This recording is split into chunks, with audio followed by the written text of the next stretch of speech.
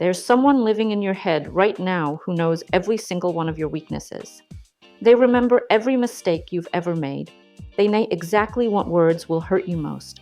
And they use this knowledge against you every single day. The scary part? This person has unlimited access to your thoughts 24 hours a day. I'm talking about your inner critic. That voice in your head that's constantly judging, comparing, and tearing you down. While your worst enemy might insult you once in a while, your inner critic never takes a break. It's relentless, cruel, and knows exactly how to push your buttons because it has front row seats to all your insecurities. Think about the last time someone said something mean to you. Maybe it stung for a few hours or even a few days. Now think about what your inner voice says to you on a regular basis. You're not good enough.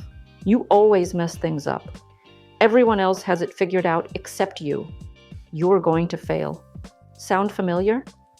Here's what makes this so dangerous. When criticism comes from outside, you can walk away, hang up the phone, or block someone on social media. But you can't escape your own thoughts. You're stuck with this voice that follows you everywhere, commenting on everything you do. Most people don't even realize how brutal their inner critic has become. It's like living with an abusive roommate who never pays rent, but constantly tells you everything wrong with your life. You've gotten so used to this negative commentary that it feels normal. But I promise you, it's not normal, and it's definitely not helpful. Your inner critic pretends to be protecting you. It thinks if it points out all your flaws first, then other people can't hurt you. It believes that harsh self-criticism will motivate you to be better. But here's the truth. Your inner critic is actually sabotaging your success and happiness in ways you probably haven't even noticed. When your inner voice constantly tells you you're not capable, you stop taking risks. When it says you're not worthy, you settle for less than you deserve. When it predicts failure, you often don't even try. This voice that claims to be helping you is actually keeping you small and stuck. Let me share something that might surprise you. That critical voice isn't really you.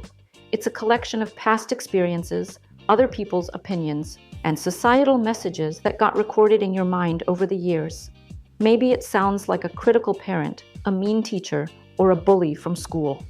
But it's not your authentic voice speaking. If this is hitting home for you, make sure to subscribe because we're going to break down exactly how to take back control of your inner dialogue. Your relationship with yourself is the most important relationship you'll ever have, and it's time to make it a healthy one. So how do you deal with an inner critic that never seems to shut up? The first step is awareness.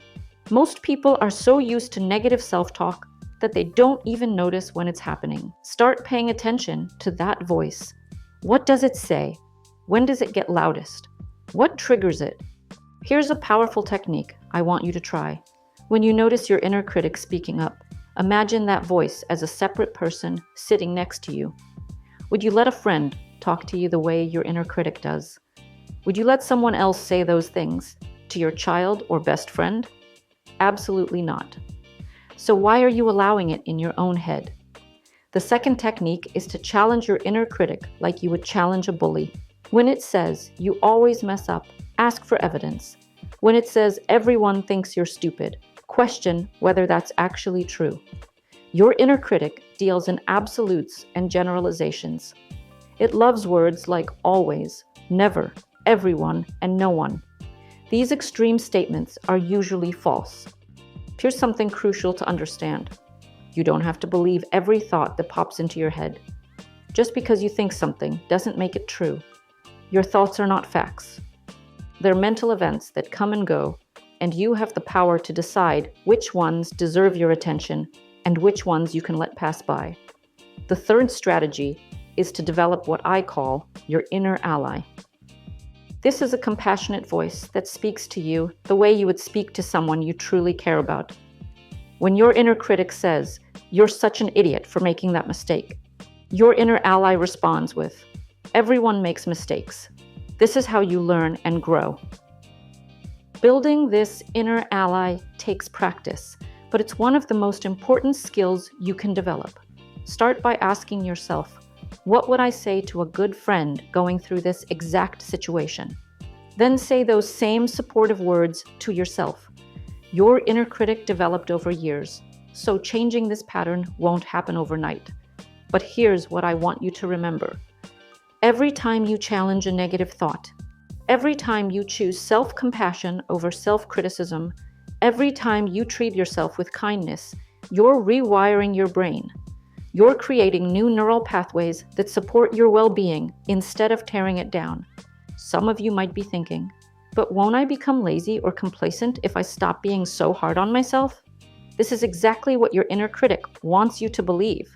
The truth is, self-compassion actually motivates you more effectively than self-criticism. When you feel supported and encouraged, you're more likely to take healthy risks and bounce back from setbacks. Think about it this way.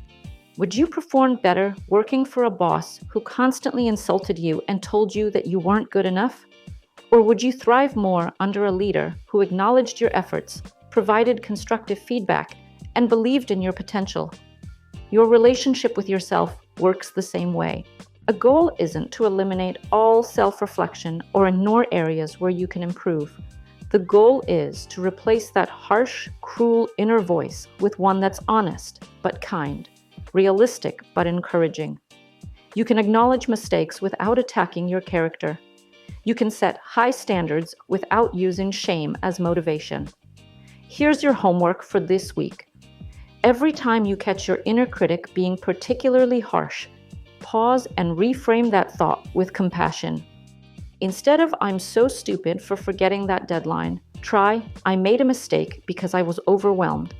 Next time, I'll use a better system to stay organized." If you found this helpful, share it with someone who might be struggling with their own inner critic. Sometimes the most powerful thing we can do is remind each other that we don't have to be our own worst enemy.